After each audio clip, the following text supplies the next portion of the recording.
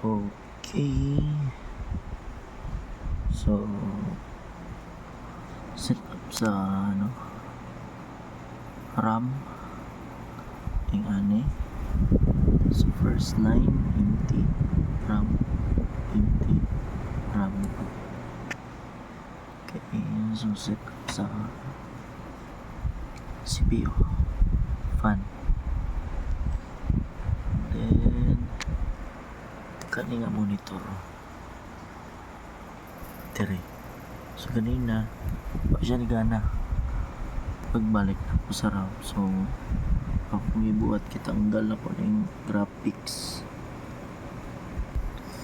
Tapos, reset na ko sa imong battery, kitanggal na ko siya. Tapos, kitambay na ko mga 10 seconds. Gibalik na ko siya guna. Then, gibalik po na ko ang RAM. Siyempre, kitanggal po na ko siya. Gibalik. After na ko pagtaod sa CMOS battery. And gitaod ang GPU. Tapos kanina yun direct sa video card. Kaya by default bisan ka na kung CPU na ay integrated graphics display, medyo dapat direct siya i-connect una sa video card. And after ana o i-on siya rin, murag na siya sa mga 10 or 15 seconds bago mo display siya, dugay siya. Kaya nag-reset man ang CMOS battery. And after niya reset, gibot ko siya sa BIOS. Then para mo gana ning kaduha, kay gusto na ko siya i-dual monitor. Kaning na ko nga screen HDMI po ni siya, so ato siya para magamit na to ang integrated display sa CPU. Ato ni siyang taodaan isa motherboard ng HDMI kana taod na to.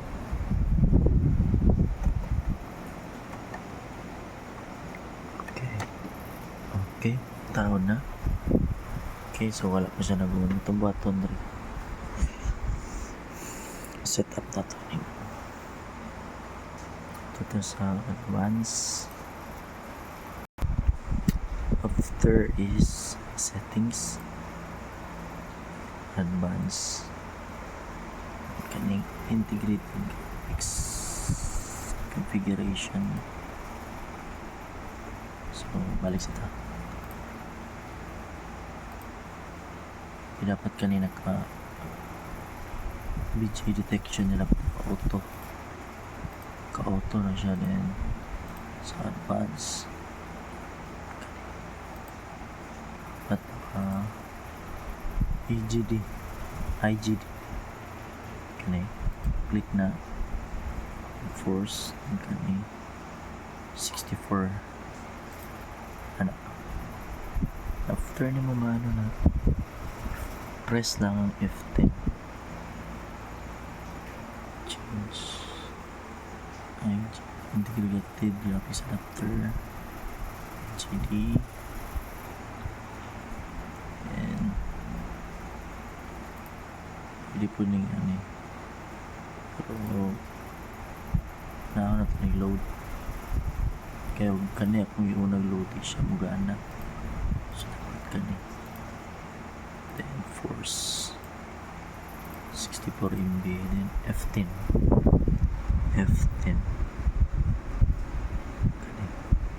press mana ni siya display tadi save changes yes moribot na ron ribot ulat nanda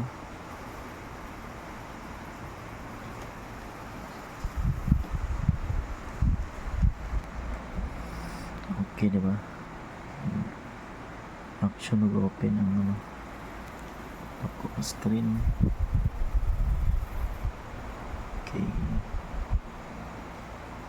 sunod ng video card.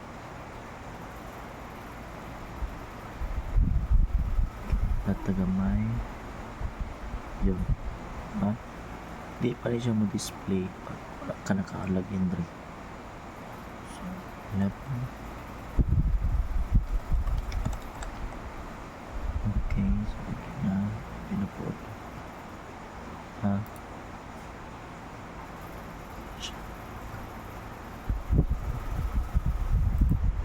So, ano? Okay, documentation eh. Ang sunod din ang fix or troubleshoot